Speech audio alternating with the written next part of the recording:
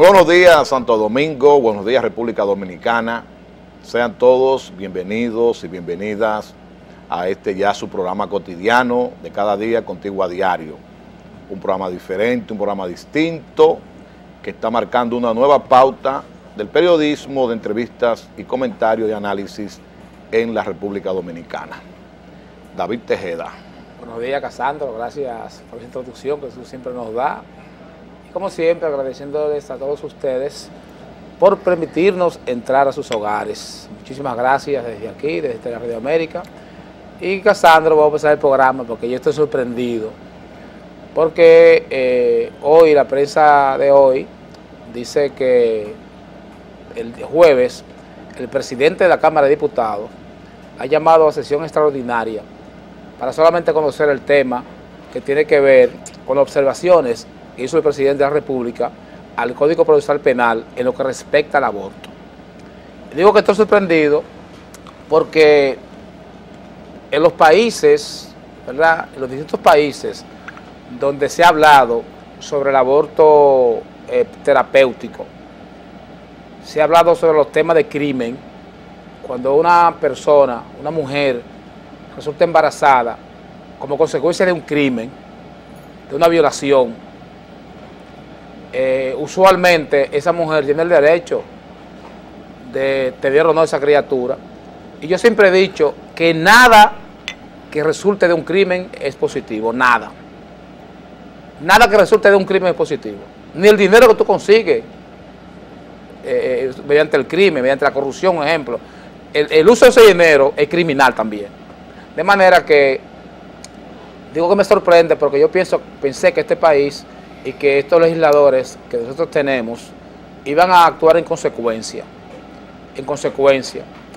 Y haciendo una reflexión, ¿verdad? Yo decía, ven acá, pero ¿cuál es la diferencia que hay entre un talibán que se llena de bombas y de cosas, de dinamita, y por creencia de una fe, ¿verdad?, por fe o por mandato de una iglesia, va y explota y mata a otra persona? ¿Qué diferencia hay entre ese yihadista con un legislador que vote a favor de seguir con el status quo? Para mí, el legislador que vota en contra de las observaciones del presidente de la República, en este caso es un yihadista, porque va a tener su dedo lleno de sangre siempre. Cada vez que una mujer muera, como consecuencia de esta ley, que los médicos van a decir, no, que yo no puedo actuar, porque que la ley lo prohíbe, va a caer preso. Entonces, cada vez que eso pase, ese legislador va a tener su dedo lleno de sangre. Eso es lo primero. Lo segundo es que la doble moral es increíble.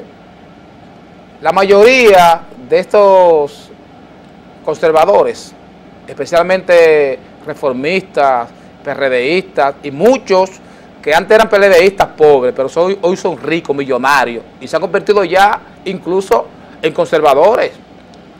Muchos PLDistas que entraron a pie, ¿verdad?, y hoy tienen grandes mansiones, sus hijos van a escuela de inglés, tienen sus visas. Cuando sus hijas salen embarazadas, las mandan al exterior, hacen sus abortos al exterior. Entonces tienen una doble moral. Aquí son conservadores, pero en Estados Unidos van a realizar el aborto a las hijas. Entonces, qué pena me da a mí cuando los legisladores, que son productos, que ocupan una curul en el Congreso, que es propiedad del pueblo, cada vez que una comunidad vota por una persona y esa persona va con todo ese derecho, con el poder que es del pueblo, y se sienta ahí en esa curul, representando ese pueblo, ¿cómo ese legislador traiciona a esas personas que votan por él? Porque los que más votan son los pobres. Aquí los que más votan son los pobres. Y son los pobres precisamente los que no pueden llegar a hacer los abortos. Todo el mundo sabe que aquí hay clínicas en este país donde a diario se hacen abortos. Y médicos que se encargan y se ocupan de eso. Fulano de tal, vete a tal clínica y te resuelven. Claro, eso con dinero que se hace. Seguro. Una gente pobre no puede hacer eso. Entonces aquí hay una situación de doble moral. La ley se le aplica al pobre. Siempre al pobre. Como la muchacha de la cerveza. Una foto de una niña, una foto nada más. 3 meses de coerción de una vez. ¿Por qué? Porque quieren limpiarse, ¿verdad? Limpiar todo el sistema con una acción, pero hacia un pobre.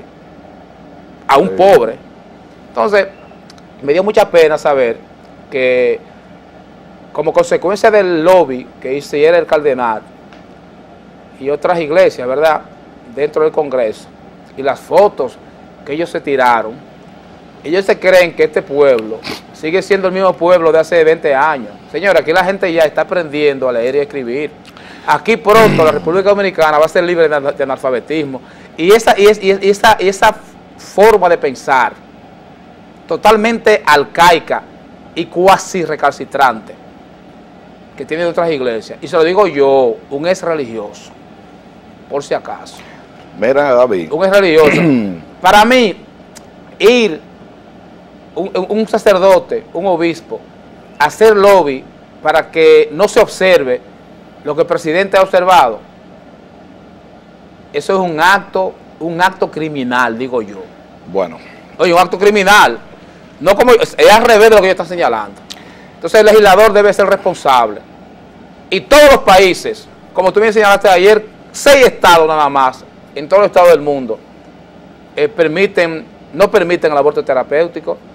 Y vamos a excluir a la Orden de Malta y al Vaticano, que son estados, porque no son estados nada.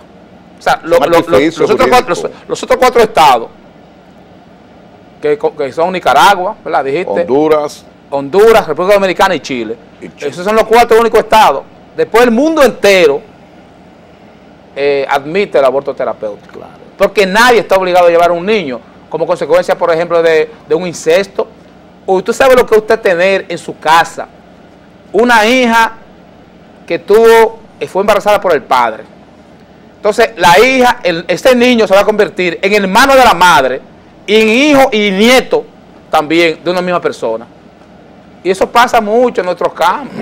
Entonces, ¿a quién se le mete en la cabeza que hay que obligar a un Estado? Entonces yo creo que los Estados deben ser laicos, Estados laicos. Entonces nosotros le demos el derecho a las iglesias a que sean y que convivan y profesen su fe, cualquiera que esa sea. Esa mujer que murió, por ejemplo, porque la iglesia no permitió que se le hiciera una transfusión de sangre, porque la fe de ellos no lo permite. Bueno, ella pertenecía a la iglesia y creía en eso y murió. Bueno, está bien. Ella murió por su fe. Y la transfusión de sangre, no creemos en eso. Pues muy bien, muera usted. Ahora, usted no tiene por qué obligar a un pueblo entero que muera por eso. Por decirlo así, ¿verdad? Entonces, los estados deben garantizar el Estado de Derecho. Yo quisiera saber qué pasa, por ejemplo, en la Corte, en el Constitucional, en el Tribunal Constitucional, si una mujer le va a embarazar diciendo que usted es ese muchacho, a ver qué van a hacer ellos con él. ¿La van a matar? ¿Qué van a hacer? ¿Le van a meter presa? ¿Qué es lo que van a hacer? Entonces es una doble moral, Casandro, que oye, yo te digo una cosa, es verdad que este país es un Estado que lo estamos construyendo, es verdad, y que hay muchas leyes que tenemos todavía nosotros que consensuar en el país, pero no así. Yo pienso que Danilo Medina ha sido muy valiente. Oye, muy valiente, Danilo Medina. Cuando Bill Clinton, en su primer periodo, nominó a Clarence Thomas, un negro liberal, para ser parte de la Suprema Corte de los Estados Unidos, todas las iglesias le cayeron encima a Bill Clinton, todas las iglesias encima. Bill Clinton, que venía de la Iglesia Metodista Libre, y él decía, señores, que yo soy presidente de los Estados Unidos, yo no puedo pensar en mí, tengo que pensar en la nación, decía él. ¿Sabe qué pasó con Bill Clinton? Que el segundo periodo del mandato fue el más votado en lo que se llama popular votes, o votos populares en Estados Unidos. De manera que el pueblo le agradeció a Clinton que tuviera esa actitud. ¿Por qué? Porque los políticos aquí, cuando señalan a un juez a la Suprema, lo hacen para beneficencia de ellos, para tratar de granjearse a un compañero de partido que lo proteja en los actos de corrupción. Aquí los políticos no señalan a un juez porque tenga valores éticos y morales, o porque tal tema, el tipo lo maneja y el país con él puede avanzar. No, aquí los jueces van a la Suprema Corte de Justicia según los intereses de los políticos. Entonces los jueces de la Suprema Corte de Justicia están hechos a imagen y semejanza de Leonel Fernández y su grupo. Un ejemplo, por ejemplo así, y de Miguel Vargas. Entonces, esas dos gente ahora le están haciendo el daño a Danilo. Y esa actitud del presidente de la Cámara de Diputados, de poner en agenda el tema del aborto el jueves es una actitud interna de enfrentamiento total entre el lenelismo y el lenelismo aquí.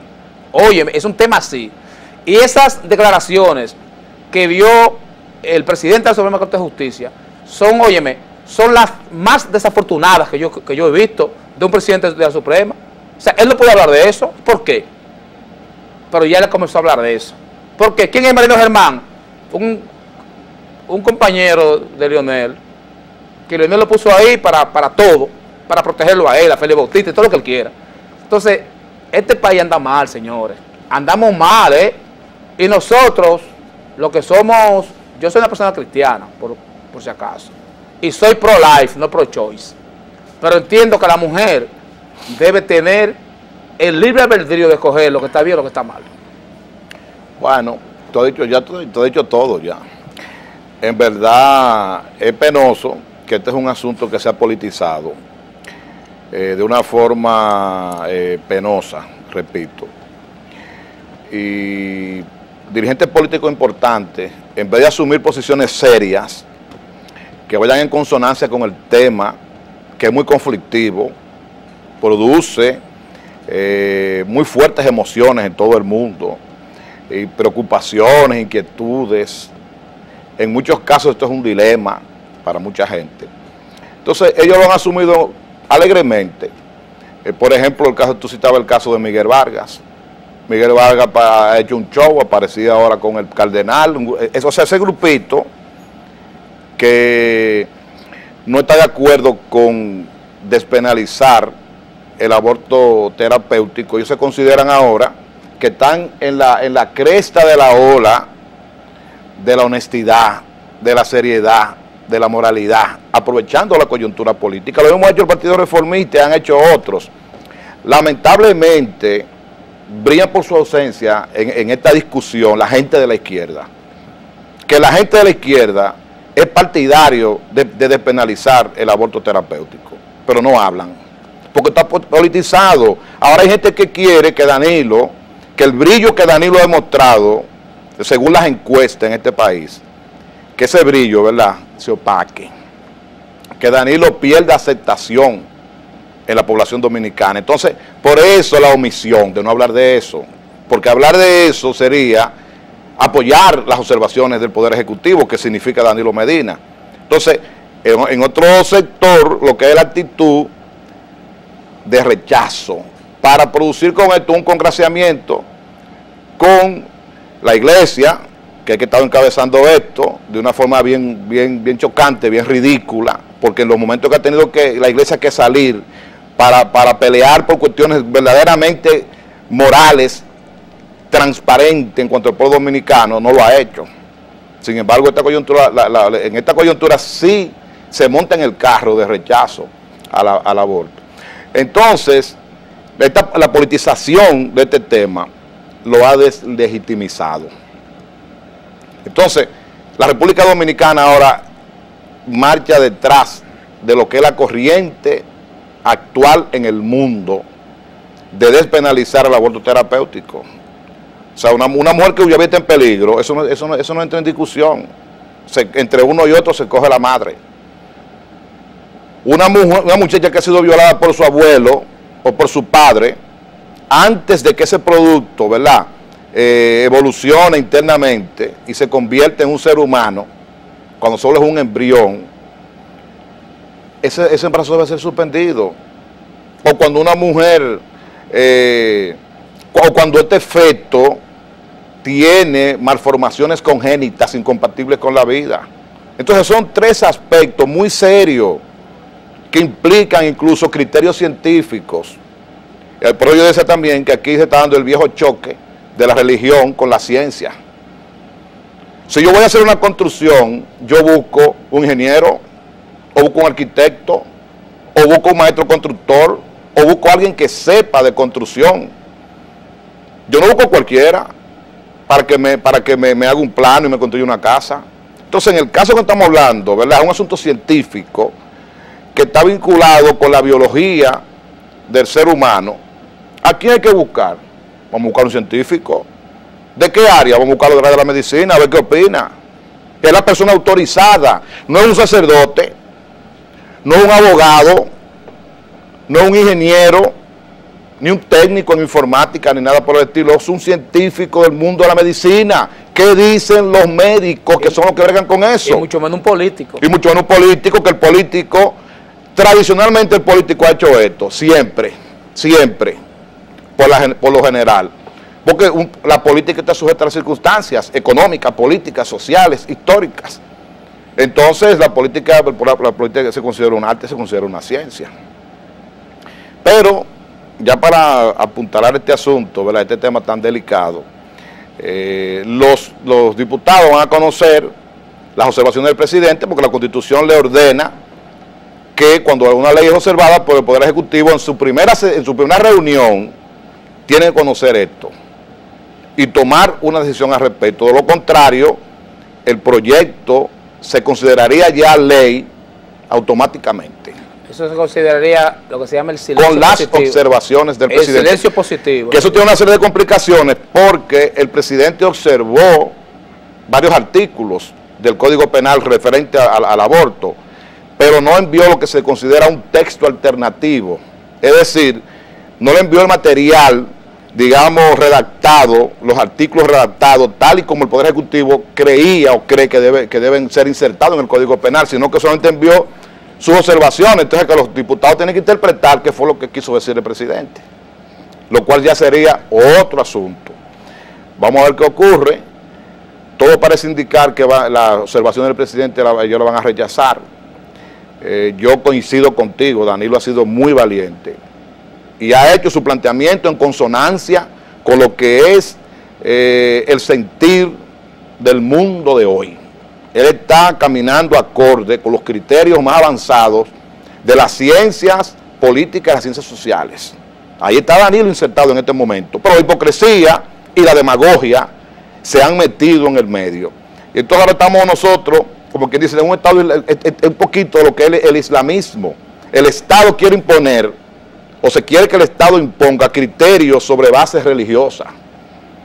Y eso así solamente pueden verse en los estados islámicos, donde, por ejemplo, en esos estados la mujer está obligada, porque el Corán así lo dice, a vestirse completamente, a tener ropa por todas partes, nada más tener los ojos afuera, dejar ver los ojos, porque el Corán lo dice.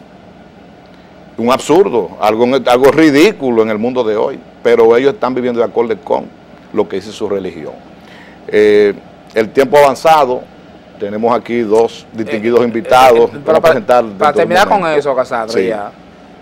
Por ejemplo, en los estados laicos, todas las religiones conviven. Yo, por ejemplo, que estudié en Northeastern, en Boston, conmigo iban muchachas islámicas, que ellas iban vestidas arropadas, nadie se metía en eso.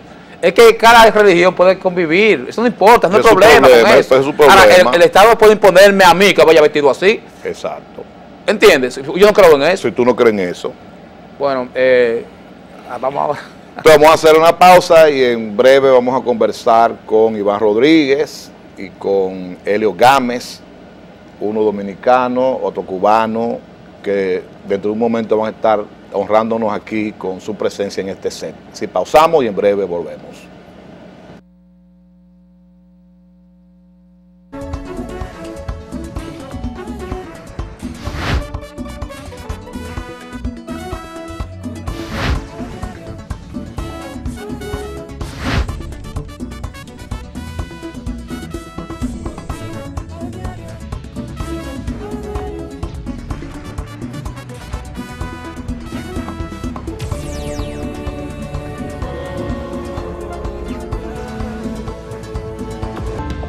Continuamos con este su espacio Contigo a Diario, agradeciendo como siempre a Corona Auto Import, con 2 dealers en Santo Domingo, ambos en la avenida 27 de febrero, uno en La Espirilla y el otro en el barrio San Juan Bosco.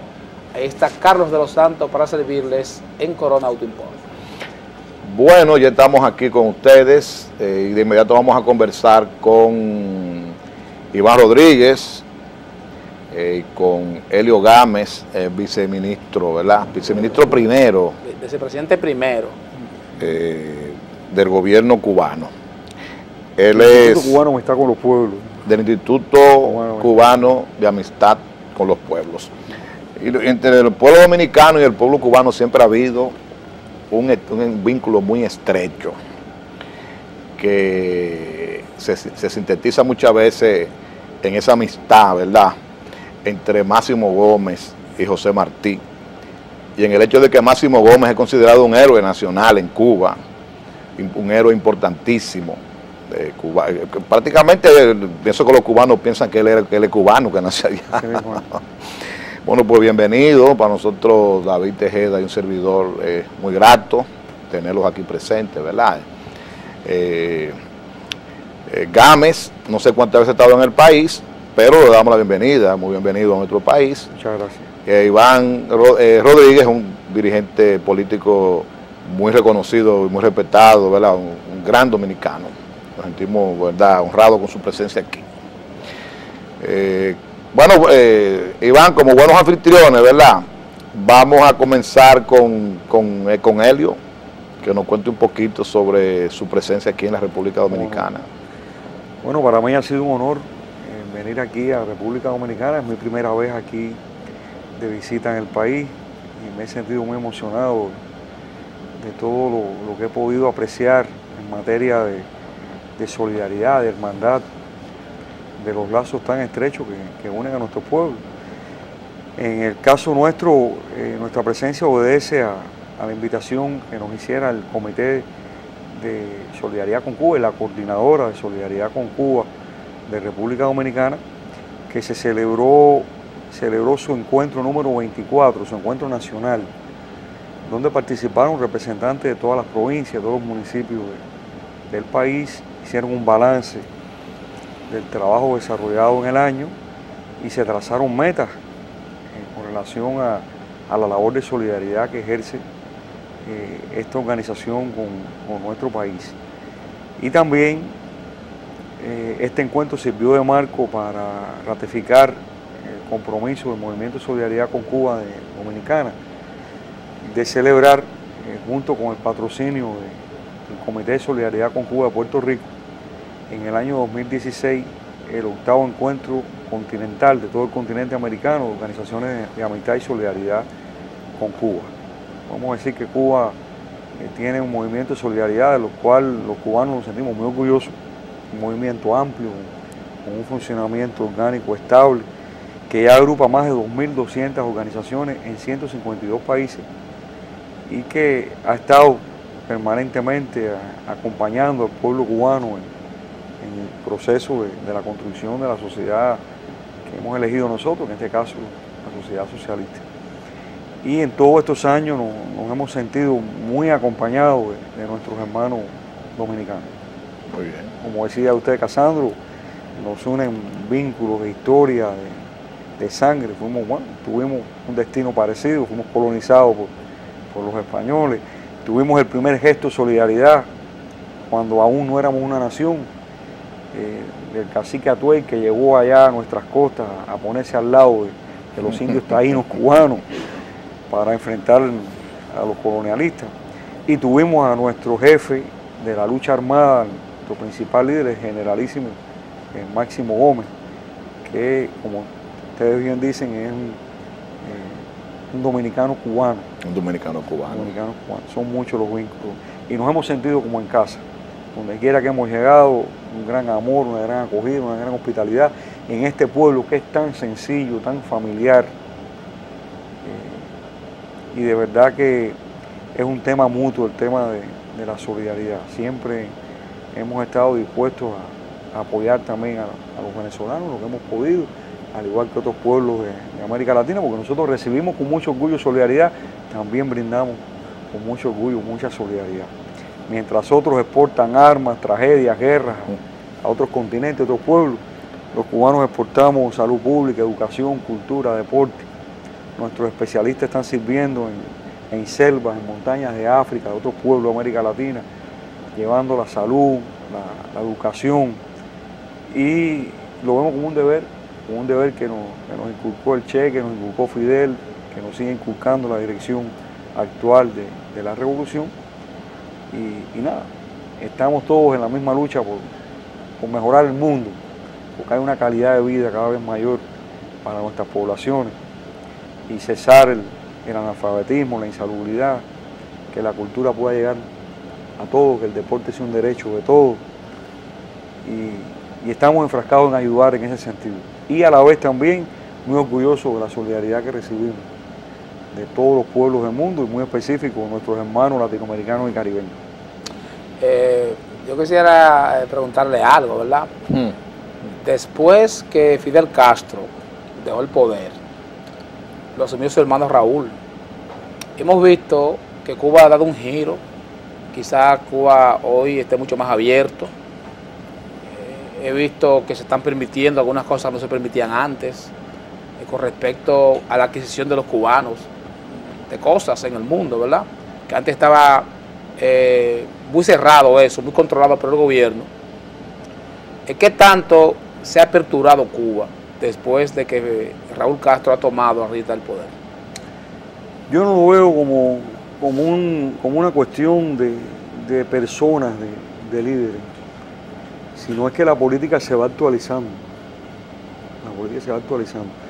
La sucesión del compañero Fidel por su hermano Raúl no fue una cuestión impuesta, sino que Raúl se ganó ese derecho. Raúl participó desde muy joven en la lucha estudiantil, en la lucha armada, estuvo en Granma, en la Sierra, en el Moncada, ha estado presente en todas partes como un líder y se lo ha ganado, no ha sido un problema de nepotismo ni de designación, él se lo ha ganado ese liderazgo y ha continuado la política de la revolución. Lo que va cambiando son los tiempos y nosotros nos tenemos que adaptar a esos tiempos.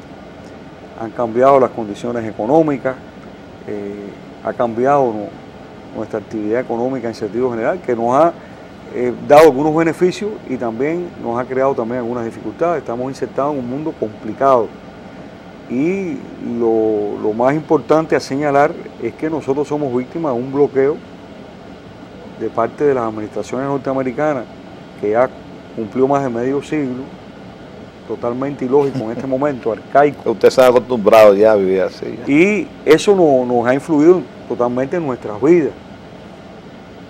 Y se conoce poco porque no todo el mundo, no todos los cubanos tenemos la oportunidad, como se nos presenta hoy, de estar ante una cámara, de expresar nuestro criterio, nuestra opinión, porque se tergiversa mucho la realidad de Cuba por los medios de comunicación. Se exagera la realidad. ¿Cuál es la realidad de Cuba ahora? Mira, nosotros decimos, fíjate, nosotros decimos que no somos ni el paraíso, que algunos amigos nos quieren tanto que a veces nos idealizan, pero mucho menos somos el infierno, como nos quieren pintar en la gran prensa, donde se tiende a magnificar, a sobredimensionar los problemas, omitir elementos, sacarnos de contexto, a silenciar cualquier logro que podamos exhibir. Mira, en Cuba no tenemos el consumo que quisiéramos, pero es porque no es porque no se quiera que la gente consuma más, sino porque no se puede. Nosotros tenemos que hacer un mercado con lugares tan lejanos como China, como Rusia, como la India, comprar los productos donde nos lo vendan, no tenemos acceso a crédito. Ahora tenemos en la administración de Obama el rasgo más distintivo con relación al bloqueo ha sido la persecución financiera. Se le han impuesto multas grandísimas a bancos europeos por los cuales transitan operaciones comerciales de Cuba. Y dentro de este nuevo orden económico mundial, por ejemplo, los países del BRICS, ¿ustedes tienen acceso ahora a ellos? Nosotros tenemos buenas relaciones con los países del BRICS. China para nosotros es un socio comercial de los primeros que tenemos, Rusia, Brasil, con el cual tenemos una cooperación. Nos hemos insertado, por ejemplo, estamos muy contentos de que el continente latinoamericano por primera vez haya creado su mecanismo de integración de nuevo tipo, sin la presencia de los otros colonizadores, sin la presencia de Estados Unidos, sin la presencia de Canadá. Por primera vez estamos todos latinoamericanos y caribeños, del SICA, en la CELAC, y de la CELAC también. Estamos ahí con un nuevo tipo de cooperación. Porque ustedes están cerrados esos organismos multilaterales por el Banco Mundial, el BID. Ustedes no tienen acceso nunca a ellos. Y el bloqueo no es un simple bloqueo económico, es un bloqueo tecnológico, diplomático, informativo. Eso influye totalmente en nuestras vidas. El Radio Martí es una emisora que está en Miami, en la Florida, y ellos, bueno, pues todos los temas que hablan son sobre el tema cubano, ¿verdad? Ellos dan muchísimas informaciones ahí, dicen mucho de la política de ustedes, que ustedes hacen, cómo ustedes violentan los derechos humanos, Sí. por ejemplo, y cómo ustedes no permiten que la gente ni siquiera pueda acceder a ciertos productos, incluso hasta básicos. Entonces, ¿qué hay de cierto en todo esto? David, Es lo que ellos dicen, yo te ¿verdad? invito a que visites Cuba y lo veas con tus propios ojos. Radio Martí es parte de esa industria de la mentira que representa lo más retrógrado, la parte más retrógrada, que es una pequeña parte de la comunidad cubana que vive en el exterior, que está sentada en la Florida, que representa los intereses de los explotadores, de los dueños de las riquezas del país, de la gente que se robó el erario público, del representante de la dictadura de Batista que vive en Miami. Pero la gran mayoría de la comunidad cubana no es así, incluso dentro de los Estados Unidos. Y parte de eso, Radio Martí es un negocio, recibe un subsidio enorme de parte del gobierno norteamericano y tienen que estarse transmitiendo continuas medias verdades, mentiras, dicen alguna verdad de vez en cuando para hacerse creíble, pero se difunde mucha mentira con relación a lo que ocurre en nuestro país. Desde allá se le ha llamado a esa gente la gusanera cubana. ¿Eso fue Fidel? Sí, no recuerdo bien la primera vez que se utilizó el término, no hemos dicho, se le denomina así despectivamente, ¿no? Los gusanos, que cada vez son menos, porque había un cambio de mentalidad también en las generaciones que van sucediendo Sí, claro. a esa parte retrógrada en Estados Unidos, gente que quiere que se normalicen las relaciones con nuestro país, gente que ha nacido ahí, que quiere conocer el país de sus ancestros, que quiere visitarlo, y nosotros estamos abiertos, es que hemos estado siempre abiertos a conversar con Estados Unidos, a mantener una relación normal, pero sobre la base de la igualdad, sobre la base del respeto. Entonces nos están hablando de derechos humanos. ¿Y desde dónde nos están hablando? Desde los Estados Unidos. Vamos a citar un último ejemplo. ¿Qué está pasando con la población negra en Estados Unidos últimamente? Cuando han asesinado a palos a 2 ciudadanos norteamericanos y no se condena a nadie. ¿Por qué? Porque los que lo mataron fueron blancos. Y ahí sí se observan los derechos humanos ahí. Se observan los derechos humanos en la base naval de Guantánamo, promesa electoral incumplida por el presidente Obama, que dijo que iba a cerrar la base naval de Guantánamo en su primera campaña electoral. No lo ha cumplido. Y eso es un campo de tortura internacional, que es una vergüenza para la humanidad. Sí. Entonces, ¿con qué moral nos van a hablar a nosotros de derechos humanos? El país que ha dado un paso al frente para curar el ébola como no lo ha hecho nadie, en mandando gente. El país que tiene médicos en casi todos los países de África, de América Latina, que estamos haciendo operaciones de catarata, devolviéndole la vista a la gente, enseñando a la gente a leer, a escribir, donde la educación nuestra es gratis para todos, la salud pública es gratis para todos, donde la gente puede estudiar lo que quiere, donde la gente tiene libertad de acción. Quienes cometen delitos del Código Penal, sancionado por el Código Penal de nuestro país, eso sí van a la cárcel, como van aquí, como van en cualquier país del mundo. Y por eso nos dice que somos violadores de los derechos humanos.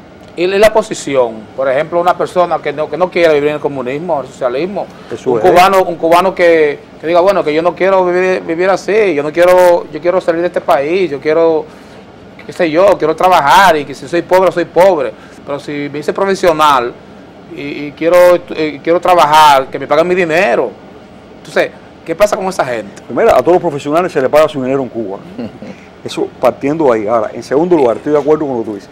El que quiere probar, el que quiere tener un yate, 2 casas, el que quiere meterse en American Way of Life, por favor, ese es su derecho. Sí. Váyase, emigre a Estados Unidos. Ahora, ¿tú sabes lo que pasa, David? Usted le dan oportunidad. ¿Tú sabes lo que pasa, David? Le dan oportunidad a usted. Pero, claro que cualquier cubano diga, déjame yo irme a buscar una visa para Santo Domingo. Toda la vida, fíjate. ¿Pueden hacer eso, cubanos? O sea, no hay restricciones. La vida, no restricciones. Toda la vida. El que ha querido emigrar ha tenido la libertad de hacerlo. Pero ahora, es muy difícil emigrar legalmente a los Estados Unidos. Muy difícil. No, pero hay terceros países. Aquí aquí hay un montón de cubanos. Sí. No, pero la pregunta que yo hago, ustedes en Cuba, un cubano, un profesional de la medicina, de la ingeniería, o un comerciante que quiera venir, irse a Chile o venir aquí a la República Dominicana con su familia, tiene la libertad de ir a ese consulado a buscar su visa. a entrevistarse. David, Cuba no es un campo de concentración ni una cárcel colectiva. Pero claro que tiene la libertad, por favor, de emigrar a donde quiera. Aquí hay cubanos que han venido a trabajar a este país. Pero montones de cubanos, hemos conversado con varios cubanos que han emigrado, han querido probar suerte aquí, a ver si les va bien. Pero no cogiendo una yola, de coger legalmente. Déjame explicarte una cosa, hay una diferencia, porque emigrar a Estados Unidos legalmente es muy difícil. No te dan visa. Para un cubano. Muy difícil, legalmente. Ahora, si el hombre se desespera y agarra una patana, una goma, una balsa, y atraviesa el estrecho de la Florida, si no se lo come un tiburón, y llega y toca tierra, es un héroe. Ese tiene la residencia automática y a los 2 años ya casi que puede aspirar a la ciudadanía. Ahora dile a un haitiano o un dominicano que llega a las costas de Estados Unidos, como llegan los cubanos, para ver qué le pasa. O sea, lo politiza, está politizado. Está politizado totalmente el tema migratorio. Porque entonces sí se hace show mediático con esa gente que llega arriba, llegó una balsa. Es un héroe. Ahora dígale a un haitiano que llegue en una balsa a ver qué le va a pasar, si le van a aplicar la misma política que se le aplica al cubano. Es una política doble moral. Pero el ciudadano cubano está libre de viajar a donde quiera. Ahora, hay restricciones que no la ponen los cubanos. Usted va ahora y pide una visa para viajar a Europa como turista y es muy difícil que se la den. Muy difícil. Son políticas que tienen, porque ellos están luchando también contra la migración, porque tienen miles de problemas, porque hay una crisis muy fuerte, sobre todo en Europa, una crisis económica, y están poniendo muchas barreras que se hace difícil para que la gente pueda llegar. Te califican de posible migrante y no te dan entrada, porque ellos tienen muchos problemas económicos internos. Pero por la parte cubana, usted es libre de viajar a donde usted quiera. Okay. ¿Cuál es la situación? Tú estabas hablando ahorita de dificultades, que Cuba estaba entre luces y sombras. Habían cosas positivas, cosas negativas, o dificultades y facilidades a propósito de esta nueva situación que se vive en el mundo de hoy, y sobre todo con el mandato de Raúl. Mira, el país se va actualizando y el país, por supuesto, tiene que ir marchando como marcha el mundo. Nosotros estamos en un proceso ahora de actualización del modelo económico. Dentro del desarrollo de la revolución nosotros no tenemos un referente como tal preciso, porque ya no existe la Unión Soviética. Antes nos acusaban de que éramos satélites de la Unión Soviética. Ya no existe la Unión Soviética, ya no existe el campo socialista de Europa del Este, pero la revolución nuestra está ahí. Y constantemente estamos experimentando. A veces nos equivocamos en la marcha, pero se tiene la voluntad de rectificar y de seguir adelante. Pero ¿cuáles son los principales problemas de Cuba ahora? Mira, no problemas, sino los retos. O los retos. Un reto, un problema de por sí. Te estaba explicando que estamos en un proceso donde estamos rectificando errores que hemos cometido, algunos de diseño. Se está tratando de fortalecer el desarrollo económico del país con la implementación de nuevas medidas. ¿Pero cuáles errores? ¿O como cuáles? Mira, por ejemplo, quizás nosotros hemos aplicado una política muy igualitaria que no ha facilitado, no ha estimulado el crecimiento económico.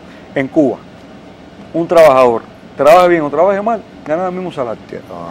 Una vendedora vendía producto o no vendía, el mismo salario. Tú vas a un restaurante, atiendes bien o te atiendes mal, el mismo salario. Hemos rectificado eso, porque usted tiene que estimular al que se esfuerza, al que tiene un mayor resultado del trabajo y distinguirlo del vago, el que no se esfuerza. Bueno, tenemos que rectificar esas cosas. El Estado controlaba muchos pequeños negocios, muchas cosas, que nos hemos dado cuenta que no ha sido eficiente. Bueno, eso se está poniendo ahora en privatizando. Privatizando. Eso dinamiza. Se va revisando. Queremos que ese sector viva holgadamente, a la vez que no se convierta en millonario, porque no queremos poner en peligro, con la aparición de clases sociales, lo que hemos construido en nuestro país con mucho sacrificio. Una pregunta, porque yo quiero conversar también con Iván, porque Iván está aquí. Iván es un político, una persona de la izquierda dominicana. De larga data. Que harto conocido, como se dice en este pueblo, y él ha estado aquí, ¿verdad?, en esa acción de solidaridad con el pueblo cubano, y él ha tuvido sus influencias para que estas ideas lleguen al pueblo dominicano. Porque el pueblo dominicano quizás tiene algunas preguntas de las que tengo yo. Yo nunca he ido a Cuba, nunca he estado en Cuba. Ni yo. Me gustaría ir, obviamente, para ver por uno mismo, pero yo, ya para preguntarle la última pregunta de irnos a Iván. Cuando tú dices estamos tratando de hacer ajustes en el pueblo cubano, porque hemos visto que la experiencia de tratar a todos iguales no nos da, o sea, no nos hace crecer en términos económicos, obviamente que no. Entonces, si hay personas que llevan dentro, en términos intrínsecos, que son comerciantes porque son así, de genes, y se van a trabajar en términos privados, ¿ustedes le ponen un límite de crecimiento a esa persona en Cuba? Mira, nosotros estamos estimulando ese tipo de trabajo. ¿Entiendes? Porque si hay un límite, entonces ¿para qué voy a hacer? Hay un límite porque dicen que ellos no quieren esos millonarios que después aporten a los otros. Mira, si la persona trabaja para eso, bueno. Pero quiero aclarar una cosa. Todo esto que está ocurriendo en nuestro país no es que nos estemos alejando del socialismo para construir un capitalismo. Nosotros lo que estamos es fortaleciendo nuestro socialismo con estas nuevas medidas económicas. Porque eso es lo que hemos decidido el pueblo cubano, la mayoría de nuestro pueblo. El que no quiere acompañarnos tiene el camino libre. Ahora, los que estamos ahí adentro hemos luchado por hacer un sistema que nosotros consideramos que es más justo. Nosotros consideramos que el capitalismo no es una alternativa de desarrollo. Si Casandra Fortuna va a Cuba y dice, bueno, déjame yo quedarme en Cuba a trabajar aquí. Y yo tengo en Santo Domingo una casa, tengo tantas tareas de tierra y tanto en el banco. Ese dinero yo lo voy a sacar para llevarlo a Cuba, porque yo veo en Cuba negocio. ¿Ustedes permiten eso? Hay inversión extranjera en muchos sectores. Tenemos una ley de inversión extranjera, tenemos unos requisitos, cumpliendo con eso.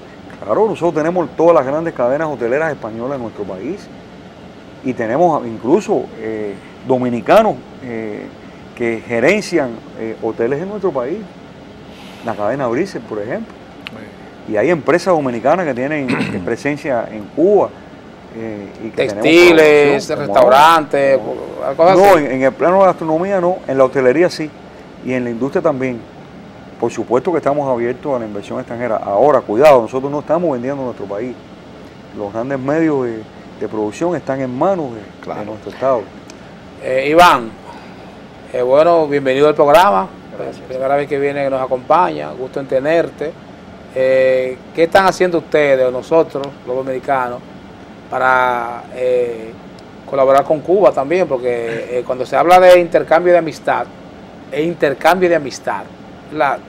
Como dice Casandro, ¿cómo es? El toma y daca. El toma y daca. Quizá a Iván habría que preguntarle que no lo que están haciendo, sino que qué no han hecho.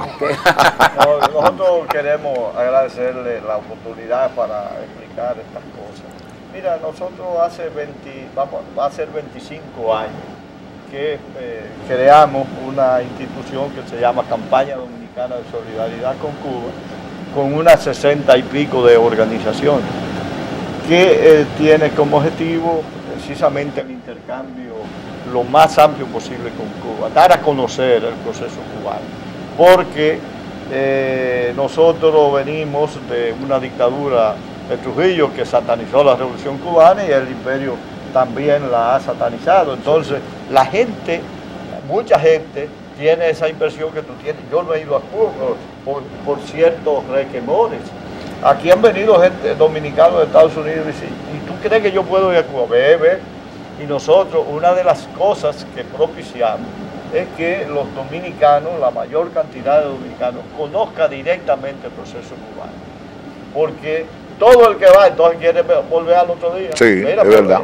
Se da esa situación porque entre los dominicanos y los cubanos ha habido siempre una relación de hermandad desde Atuey, como dijo el compañero, y nosotros le damos continuidad precisamente a esas relaciones. Y nosotros todos los años organizamos dos brigadas de personas que van, le decimos, de trabajo voluntario, y que es de hecho una forma turística de conocer las instituciones, de conocer los pueblos, porque nosotros hacemos recorridos en diferentes poblaciones, entramos en contacto con diferentes estamentos sociales, obreros, los jóvenes, las mujeres, los campesinos, y eso te permite a ti tener una panorámica del proceso cubano, pero además de eso, tú caminas a Cuba.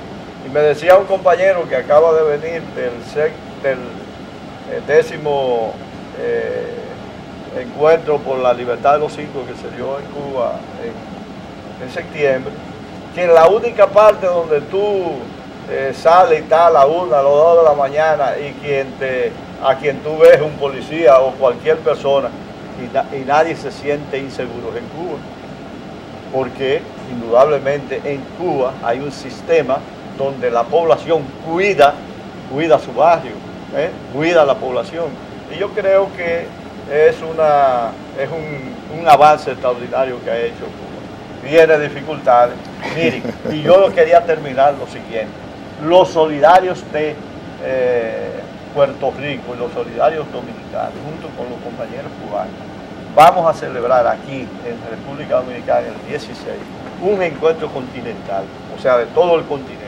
incluyendo Estados Unidos y Canadá. Eso es un evento extraordinario. Nosotros adoptamos la responsabilidad en el séptimo encuentro continental que se hizo en Venezuela el año pasado, para organizarlo en el 16 después de las elecciones.